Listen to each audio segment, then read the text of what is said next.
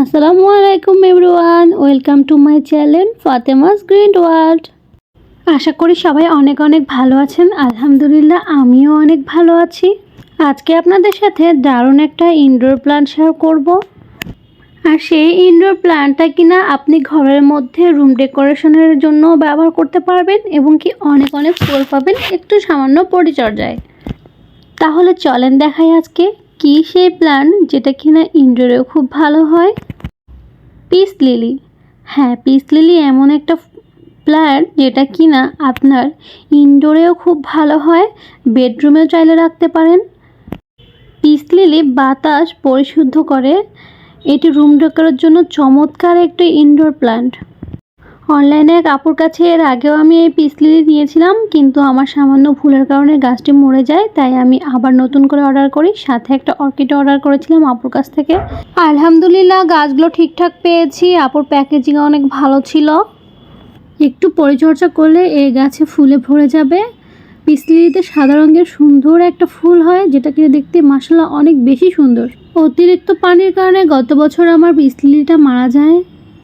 গত বছর বর্ষাকালে আমি গাছটি বেলকনিতে রেখে বাড়ি যাই, এসে দেখি গাছের অবস্থা একদম শেষ। 10 দিনে গাছ একেবারে মরে নষ্ট হয়ে গেছিল।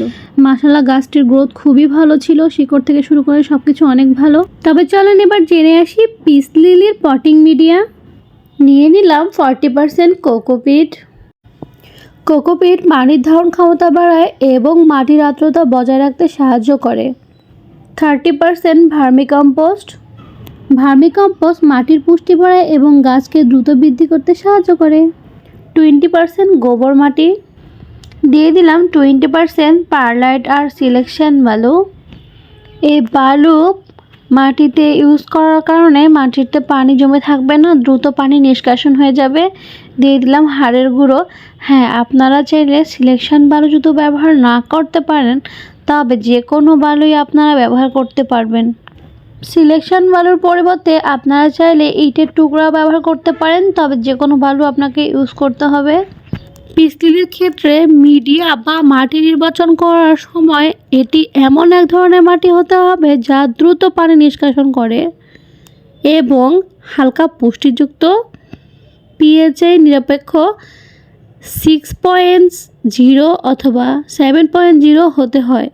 তাই ভার্মিকম্পোস্ট, কোকোপিট, পারলাইট, সিলেকশন বালু, পাতা পচা সার হতে পারে পিস লিলির জন্য একটা আদর্শ মিডিয়া। আপনারা পাতা পচা সার ইউজ করতে পারেন, এতে করে মাটির পুষ্টিগুণ দ্বিগুণ বৃদ্ধি পায়। আমার কাছে কোনো পাতা পচা সার ছিল না, তাই আমি ইউজ করতে পারিনি। তবে আপনাদের কাছে থাকলে অবশ্যই ইউজ করবেন। পিস লিলির ক্ষেত্রে পাতা পচা সার গুরুত্বপূর্ণ ভূমিকা পালন করে, মাটির পুষ্টিগুণ বাড়ায়। গাছটি পটিংয়ের জন্য বসাবো। আমি টবের নিচে দিলাম কিছু গাছের ডালপালা। আমি যখন বাগান পরিষ্কার করি তখন গাছের ডালপালাগুলো কেটে আমি ফেলে দিই না, রেখে দিই। পরবর্তীতে এভাবেই টবের নিচে ব্যবহার করি। এতে করে টবের মাটি হালকা হয় এবং পরবর্তীতে এই পাতাগুলো পচে গিয়ে গাছের জন্য পুষ্টি যোগায়। এই তো আমার মোটামুটি পটিং করা শেষ হয়ে গেছে। এবার আসি একটা গুরুত্বপূর্ণ কাজে, সেটা হচ্ছে ইপসাম সল্ট। আমি 1 লিটার পানির মধ্যে 1 চামচের মতো ইপসাম সল্ট মিশিয়ে নিয়েছি। ইপসাম সল্ট এই গাছটিকে রিপোর্টিং শক থেকে বেরিয়ে আসতে সাহায্য করবে। ইপসাম সল্ট গাছের জন্য গুরুত্বপূর্ণ ভূমিকা পালন করে। পিস লিলিতে অতিরিক্ত পানি একদম দেওয়া যাবে না। অতিরিক্ত পানি দিলে গাছের গোড়া পচে নষ্ট হয়ে যাবে। তবে মাটি একদম শুকনো হওয়া যাবে না, হালকা ভেজা থাকতে হবে সবসময়। এক কথায় বলতে গেলে না গাছের গোড়া সবসময় পানি দেওয়া যাবে আর না একবার ড্রাই হয়ে যাবে। আশা করি আমার এই পিস লিলির পটিং মিডিয়া আপনাদের অবশ্যই উপকারে আসবে।